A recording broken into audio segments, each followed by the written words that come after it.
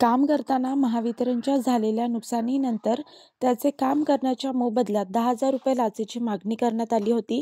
यातील 5,000ची रक्कम ऑनलाईन अर्थात फोनपेद्वारे स्वीकारल्यानंतर महावितरणच्या एका कर्मचाऱ्यासह एका खासगी व्यक्तीला लाचलुचपत प्रतिबंधक विभागाच्या पथकाने ताब्यात घेतले आहे.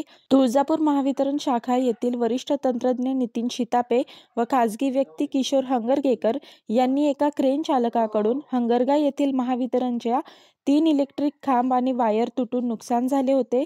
याबाबत तक्रारदारावर कारवाई न करण्यासाठी तसेच रात्रीच्या वेळी लाईन जोडून दिली जाईल म्हणून 10,000 रुपये लाचेची मागणी केली. दरम्यान 10,000च्या रकमेतून दोघांनी फोनपेद्वारे 5,000 रुपये स्वीकारले. या प्रकरणी तक्रारदाराने एसीबीकडे तक्रार दाखल केल्यानंतर लाचलुचपत प्रतिबंधक विभागाच्या पथकाने या दोघांना ताब्यात घेतले असून या प्रकरणी तुळजापूर पोलीस ठाण्यात गुन्हा दाखल करण्यात आला आहे. मी वर्षा काटेकर, योद्धा न्यूज, नवी मुंबई.